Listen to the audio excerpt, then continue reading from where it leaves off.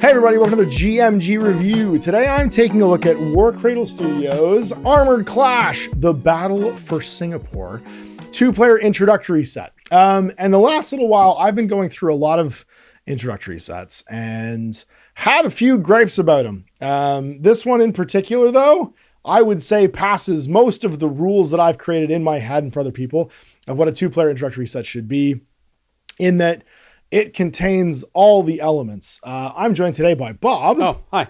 Who split the starter set with me for us to be able to play a game. And in fact, you can watch our first game, the Let's Play for Armoured Clash, that is also going up today. And I want to do this as a proof of concept of, can you take a box and split it down the middle with somebody? Because it says two-player on the title, right? Sure it's a does. two-player box set, and have a quality experience basically that gives you the guts of the game and teaches you how to play. So what comes in this box? A lot comes in this box. You get terrain. You get two relatively complete, roughly 1,000-point armies. And they're all in hard styrene multi-part plastic. So this one comes with the Crown and the Empire, which is basically the forces of like England and like the combined 7 nations of the Asian states in this world, in the dystopian age. And I painted up the Crown and you painted up the Empire. What were your so starting with that, if we're gonna use my friend Dave's order of operations of build, paint, play, which we taught for many years to people, let's go to the build. This stuff comes in hard styrene. What did you think about the component quality? So I thought everything clipped out really well. The only thing that I'll say, two things, and it's a good thing, by the way, that I'm only saying bad things. Yeah. Because that means it's all good otherwise. One, when you clip out banners, Yep. they're tiny. Yep. Even with clippers, they bend in half. Yeah. So that's kind of annoying. You just have to be a little more careful when you're doing it. My trick for doing that is put them down on your cutting mat and brace them on something, and then either slice them with a really sharp scalpel so you're not creating that like warping when you're pushing through with clippers. Yeah. And a brand new sword of exact zero. Yeah, and that'll just snip it right out. And what else? The other one was on some models, the mold lines were. It's a bit of shift. They were, yeah. It was like, it was on the Terracotta Warriors. Mm-hmm. So it's the orientation. Sometimes it'll be right down the middle of their front facing. So that's the problem with one piece miniatures in this scale very often is if they're facing out from the frame looking at you, then there's never going to be a mold line on the part that you're painting, right? On the 2D plane. If they're ever oriented though, so that they're facing sideways down the sprue, the place you get the mold line is actually the place that they're looking out from on the frame. And there was quite a few miniatures on here. I had the same problem where they're looking where the mold line goes. And so you'd find yourself almost scraping off detail in that scale to get the mold line to go away. That said, those are really minor gripes. Yeah, the miniatures quality was fantastic it's industry standard. Put together like this was everything I would expect as being, if you can't tell, a Games Workshop fan. 30-year Games Workshop fan, right? I've been doing this 30 years now. And it's funny with indie games like this, sometimes people are put off by having to work with a new material. Warcradle's just made this like a Games Workshop kit. In fact, the building kits are so similar to Adeptus Titanicus building kits that I would say that like if you've built one of those, I didn't need instructions for any of this. I was able to just look at the back of the box basically and put it together in about 10 minutes. And I think that's a good thing. It's also, the kits themselves had multiple options. If you're following the back of the box, as a new gamer, they're pretty safe options. You can't really screw them up, and you're going to be able to follow along with the quick start rules. Which is the quick start rules. And that is part of the build thing. This book right here says, just build these 2 models first, and we'll play a mission. So you start by just building the Galahad tanks. So if you are new to wargaming in general, and for you it's the Rolly tanks, learn the basic mechanics of the game by building just 4 models out of here. And it then escalates your building and adds a couple new units every time. Build out your infantry. I think you don't even end up building everything. I ended up building everything and trying out everything, but by the end of the game, you didn't even have to build that. I didn't have to build everything. The whole thing to try out all the rules and mechanics. And I thought that was a good way of parsing it. Now, other components that are in here, like I said, you get building kits. You can make kind of one large, one medium, and 2 small buildings out of what comes in there. So a decent amount of stuff. They're actually used in the quick start as well as objectives. which teach you the rules for like occupying buildings. And all you're going to need is some clippers, like you said, a sharp knife, a cutting mat, and some polystyrene cement, because it is all hard plastic. It's not board game plastic. It's not PVC. It's GW plastic kit, quality plastic. Really good stuff. Yeah, really, really good stuff. Now, if you get the starter set, it also comes with 2 command models. They're in resin. So it's worth noting you need super glue for those, and you're probably going to want to give them a little wash with a toothbrush just to get the mold release off of them, because the paint will come off them. It's hydrophobic is the word, that any water-based paints will just slide off the mold release. And that's the only little, like, if you use them, you don't have to use them. They're just cool command miniatures for your command stands. Any other thoughts on the building? I don't think so. No? Okay, let's talk about components other than that then. Because as we split up our model kits to go to like our separate corners, because you live 2 hours away from here. So we didn't get to like sit down and do a day of hobbying together to make this happen. We were able to split up the rest of the components too. It comes with 2 sets of objective markers, 2 sets of measuring tools, and 2 quick start rule books. So you don't get the full rule books. They're available for free downloads online, so you don't need them. If you're comfortable with digital stuff, you can buy an A5 copy of this, which you'll see a review of as well today, where I'm going to go through the rules of the game in a bit more in depth. It's a good rule book, though. It is a good rule book. It's well parsed. Doesn't come with that, but gosh, it's good. But this is absolutely just as good. Yeah. And teaches you the core mechanics of the game, and you get 2 of them. You don't just get this booklet once, you get it twice, so both players can reference and have one on hand, which is a brilliant idea. You also get 2 sets of 12 dice, which was another brilliant thing. You didn't need to share dice. It was very helpful to have 12, each have 12 dice, because there were times where we were rolling. We blew up to having 12 dice. Right, 8, or we blew up to, Yeah, so 2, and then you also get 2 sets of 2 punch token things of the tokens as well. This game system, the Dystopian Age stuff, uses a common set of objective markers. So if you're playing Wild West Exodus, it's the same. If you're playing Dystopian Wars, it's the same. And if you're playing this, it's also the same. So if you have some already, you could download the rules and just start playing if you just wanted to buy model kits.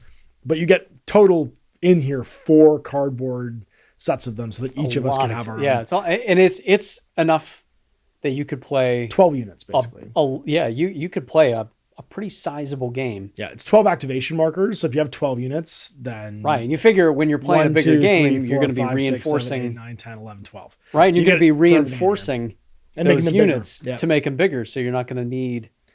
You're not just because you're playing a larger game doesn't necessarily mean you're going to have more activations. Exactly. Yeah, they could just be bulked out units and stuff too. So like the amount of stuff in this box is kind of bananas, and you comfortably play with 2 people. A lot of times when you have a 2-player starter set, you're not getting enough stuff for 2 people. You're getting enough stuff for 1 person, and then they share while they're playing the game. Yeah. We both got to go home with everything we needed to play Armored Clash. And that's the first time that's happened to me in a long time. Like a proper small army. Yeah, and that was the first time that's happened to me in a long time, that we got enough stuff, not just for us to both play the game at the same time, but for us to take home the stuff that we would go play with somebody else too. And that's kind of crazy. Points value wise, the order of battles are like codexes. They're free downloads on the Dystopian Age website. There's roughly 1,000-ish points worth of models for each of these 2 armies. You're playing at standard, I think it's like 1,500. So like you can add a couple units and quickly be playing a bigger game if you want, or you can just play with what's out of this box. Let's talk about the rule mechanics. So this is if you want to check out the full description of how to play, you can watch the Let's Play today and we'll walk through it. But the rulebook review that's also out today is going to have more mechanical stuff. So this is something that isn't sometimes popular with people, but is why I'm glad they gave us so many of them. It uses proprietary dice. Yep. There's a crit system. They're kind of like, if you've ever played Warhammer Underworlds, they're a similar style of dice, right? Where there's a critical effect, there's 2 hit sides, there's a glancing hit, which is basically re-roll this dice and see if it's a hit. And then there's a miss, but misses under certain circumstances can be re-rolled. And then a dud, basically a blank. They're a bit like the, like I said, the Citadel dice for Warhammer Underworlds. The one time I hate proprietary dice the most, and when you just don't have enough of them, when you have to go and buy a second set to play the game. Right. So I think it was such a good, like I literally don't mind them in this game when I normally hate them, because we have 24 of them in the box. Right. You have that nice relaxed sigh of relief when you open it up and say they didn't short me on dice. On anything. Right. Again, been doing this for 30-ish years. 30-ish years Yeah, on one side or the other of that. 36 years from me now. Right. How many times have we opened something up and said, there's no way there's enough dice in here? Or we haggle over it and we go like, you take 6, I take 6, I guess. And we'll just like re-roll when we need to and try and remember. Like, yeah. Or you're just like, no. And you I'll just your buy own some dice. dice. Yeah, yeah. I'll go buy some. some. You take the dice and I'll take the thing. I mean, I know they're proprietary, but with how many they gave you, I'm going to say, sure. I'm going to keep these. Yeah, and this is plenty. I don't need to buy any more. Yeah, 100%. Yeah. There's I had no qualms about us just splitting the box because I didn't need any of the extra stuff. Yeah. Right. Like we had more than enough for both of us to play. And for anyone else, like, because you're 2 hours away, if someone else comes to play Armoured Clash with me later, I'm not missing anything. You know what I mean? I can just play a game and we're completely if fine. they have an army, you have everything. I have everything to play. Like the fact that one of the armies in this box walked away with half the stuff to play the game too changes none of my capacity to play this game. Correct. And if you wanted to each buy a box and then swap the miniatures in it, you would have so much extra stuff. It would be bananas. Like you would have a ton of extra stuff. If I'm not mistaken, similar to what the starter is. If you buy if you don't buy the 2-player starter and you just buy like a faction box, there's basically the starter worth plus the big ship, the big super battle, heavy, huge, super heavy tank, whatever you want to call it. Yeah. I just think Thorfinn land ship. I just think of the space battleship Yamato is what I always think of, or the immortal engines or the whatever the one is with the moving cities. Everything.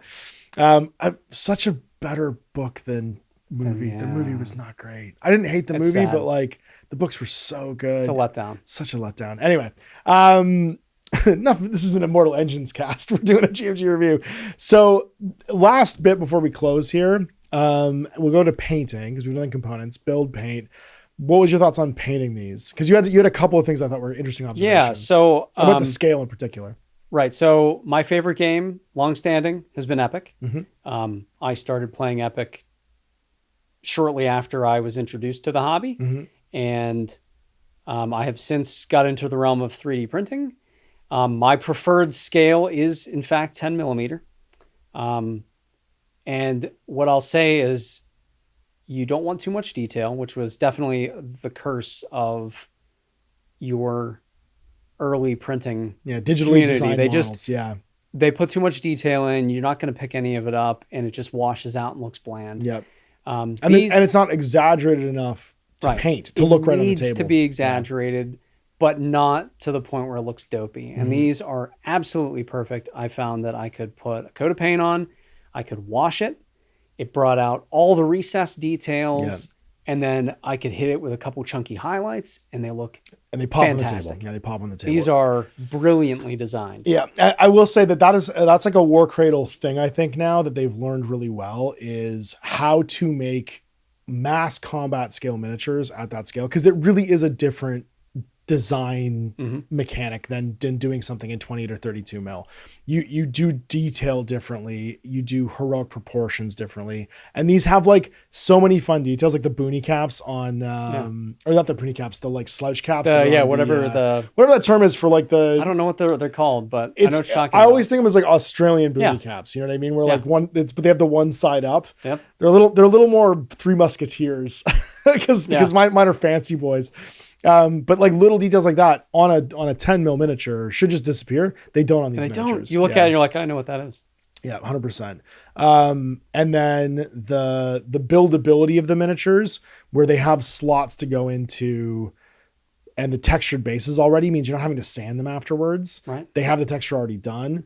That was a nice little added step where I could just paint the bases around their feet and not worry about adding something afterwards. Like for me, I painted dark brown base and dry brushed it in a neutral gray. Yep. And that was it. Yeah. And I airbrushed mine and then washed them afterwards. They look fantastic. Yeah. Well, the point I was trying to make was in the old days in 6 mil, you would put sand on a base and all of a sudden the guy was wading in sand up to his knees. Exactly. Right. So having that on the base is a nice detail too for painting, because you don't have to worry about losing it. Mm-hmm.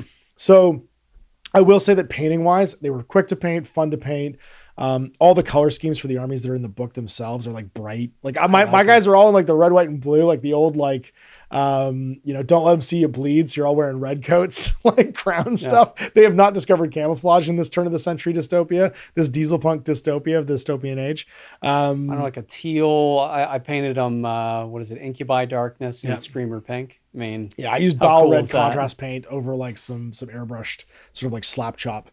Um, and then I guess the last thing is the play part. So this game is a exploding dice system where you're going basically with two very simple opposed stacks. So you have a attack dice pool where you're rolling. Your critical successes, which are called heroic strikes, are worth 2. They also cause an exploding dice roll where you're rolling additional dice. Normal strikes are worth 1. And you're comparing it to an armor stat. And your armor stat is how many hits can you take before you take a point of damage. So most infantry have 2, heavier things will have 3 or 4. And your attacks have 2 types, either light or heavy. Light things can attack light things, heavy things can attack heavy things. Anything can switch in between, usually has 2 weapon profiles where they can do both. It's a really simple, streamlined mechanic. We picked it up in about 2 minutes, but there's a lot of granularity to the rock, paper, scissors on the table itself of what's good at fighting what. So some things like my big artillery weren't great at shelling infantry, were great at leveling their guns and shooting tanks. Yes. My other artillery weren't great at shooting tanks, spectacular with canister rounds against infantry. And that idea of right tool, right target is a classic epic and like mass combat sort of like it's just good combined arms. It was even used in like old like paper counter games like Blitzkrieg, Panzer Commander. You can feel the war game DNA in this, but with a more modern dice pool mechanic to make it, I think, accessible to gamers who aren't as interested in like the trigonometry of old style war games. And we were playing you and I had literally just cracked the rulebooks, never played it before. We played 2 full games. Each of them didn't last more than 90 minutes, I don't think. Yeah. It was super quick and easy to pick up. Did you have any thoughts about the trait system or the class system? Because basically you're one of 2 unit types. You're either light or heavy. And then you have a class, and that's either like infantry, cavalry, armored, or artillery. Yeah. And those 4 things can trigger other things too. Like only infantry can go in transports and buildings and stuff. I do like that system. It's one of the things I liked when they added, or when GW, of course they means GW. When you have the vast majority of the market share, we know who they is. So when they did that with Apocalypse 2018, they had the light, the heavy distinctions.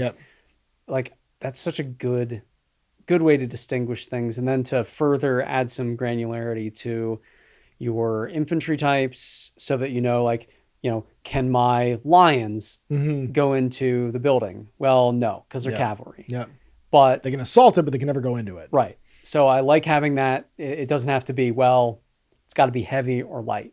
Give me some options here, and it works out really well. Mechanically, from a design point of view too, it means you can have really powerful units, but they're not always powerful. So one of the problems with having like a single distinction in game design is that you get Death Star units. You get something that's good at fighting everything. By having the rock, paper, scissors of light, heavy, and then differentiations like infantry, cavalry. There is a moderate foil to anything in the unit. game. Yep, absolutely. And every now and again, the dice just upset you, and your Rocketeer unit of SMG wielding Supermen charge 2 guys standing behind a ball bearing launcher and just get absolutely obliterated. Pick that thing up and drop it on their foot. I don't know whatever happened. It was. I feel like they all just flew into the barrels of the guns. They landed in it was just one of those things where it's just or like maybe 1 in a million aerial grape shot. As they were 1 in a million. They fired like flak launchers. Oh man. There was just, I think, a really elegance to the game design that I really enjoyed. And if you like this scale of game, it means you can play with lots of miniatures and not get bogged down in detail. So as far as modern stabs at this go, I think the hard part about a game like this is if you realize that like you're trying to get most people who play tabletop war games today to try a new scale, you don't want them to have to you don't want them to have to do anything other than buy a single box to try it out. Because if I come from this from Warhammer 40,000, I have to make different scale terrain. I have to make different scale miniatures. I have to try and I feel like I'm changing the entire hobby out from underneath me. So having it all in one box, I think is just a really good idea for being able to absorb it. They did add a couple things in this box that there's only like a couple duds. One's the measuring tool. I get it. It's fine. It's Yeah. cool that the measuring tool's in there. It also gets used in their ship games, I'm pretty sure, which is why it's all segmented in like turns and stuff. You don't need it. You don't like. You just don't need it. You need a measuring tape and a widget. Like it's fine that it's in there, but like it doesn't really do. Or anything. even just like a 6-inch. Yeah, a 6-inch gauge and a tape for long ranges, or the old whooping stick. Yeah, the old whippy sticks are fine too. I love those things. It's fine. I do think it's a reused asset from their other games. So like, it's in there so you have something to measure with. It could have been done differently / better, but I understand why. Yeah, I understand why it was in there. It's just it's not necessary, really, is I guess what I would say. And then we have these big giant objective markers, which we haven't used yet in the base in the quick start game, but they'll come to play in the base game as well. There's a turn dial. The only reason it's super important to turn dials in there is you have no D6s. So having something to track turns was actually kind of important. That was a clever You ad. mentioned that, and I didn't think about that. Clever ad. And then you get a big giant map. And this is like, with the amount of stuff in there, they didn't need to do this. But they did. Great. And it's in like actual map paper. There's the cover. So if you want a poster, everybody likes posters. You get the cover of the box. It's a good matte finish poster, right? Yep. Not shiny. You put this sucker in in a frame, it will look really nice. But actually what's cooler is the world map of Dystopian Age. And again, I'm actually probably going to get this framed because I really like it. And it's poster size, so standard poster size, but it's a beautifully, it actually explains. I want to figure out how to just buy that. Yeah. Can I just buy one? Yeah. It explains the world of Dystopian Age way better than like 20 paragraphs do. Right. When you look at it, you go like, oh, that's what this means. That's who's in control of everything right now. It's actually a really good it kind of makes you understand like what our world is in this weird, we found alien technology in Antarctica and our tech level jumped way too fast kind of a world.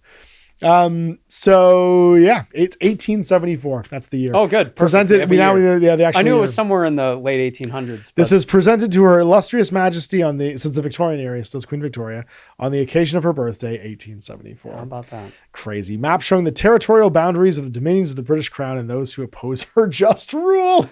That's the subtext. That didn't age well. That's a bad take for today's day and age. So there it is, our look at Armored Clash's 2-player starter set, the Battle of Singapore. The Battle of Singapore, by the way, just from the MacGuffin point of view, why is that the story, is there is a immortality technology which the Empire has. Closely guards. It's why they have an immortal emperor. It's probably just cloning, if I'm being honest. Who knows? It's probably some sort of like Lazarus pit, like I'll say like essence transfer. Something like that. I was thinking either cloning or like a whatchamacallit, a Lazarus pit. They just throw you in a Lazarus pit and have you come back out. Anyway, the person, the ruler of Singapore, is of course everyone's favorite American, British man, Benedict Arnold. And yeah, he steals it. He steals one of them. He tries to steal them and during a shipment, and basically the Empire just goes, nope. Yeah. You don't get Singapore anymore, and they invade and burn Singapore to the ground. And this is the story of that recompense, happening. Yeah, in recompense. They basically take their pound of flesh and eye for an eye. It's a heck of a pound of flesh. It is a heck of a pound of flesh. So that's our review. I think this is one of 2024's best 2-player starter sets. I'm being honest with you. I would put this up here with the Volca starter set for Hivestorm for Kill Team. I would put this up here with the new 2-player starter set for Nuka World for for Fallout Factions, and I also would put this up here with the 2-player starter set for Skaven Tide and the Fire and Jade Spearhead box. This is a great 2-player starter set. It gets you everything you need. It's an industry standard. Like there's not a lot of people right now competing at the level of Games Workshop for the component quality. This is, and if you play Games Workshop games, you can pick this box up and be completely comfortable, I think, with everything that's in it. Yep. Like you won't feel like you're playing an indie game where it didn't quite have the same amount of stuff as a Games Workshop box. And in some cases it has more. Yeah. It has 2 rule books. It has 2 sets of dice. The dice thing with Games Workshop drives me crazy. The fact that Warcradle Studios is beating Games Workshop at the dice game, it's very funny to me. But this is definitely going on my box of the year list, I think, for some of the best boxes that have come out in 2024. Like I said, I swear by 10 mil. It really is. If you're going to go If you're going mass combat, 100%. If you're going smaller Yeah. than, 2832, 10 mil is great because it has the right amount of detail that you can appreciate the models, but it isn't so big that it defeats the purpose of this kind of mass combat, mass scale stuff. And you can keep the table small and make the miniatures smaller instead of making the table bigger to try and play a big mass combat game. And that's what I like about that scale. You can you could play a huge battle on a 4x4 table. And look out for more of these because there's a fantasy version of this coming out from War Games Atlantic. They're doing a fantasy style game in this scale coming out next year. Yeah. And Exciting. Mantic has Warpath coming out. That's right. Which I am really excited about. Yeah, it's gonna be a bunch of those games too. So anyway, there it is. Some 10 mil review for Armored Clash. Big thanks for Bob doing this with me. You guys for watching. Thanks, Ash.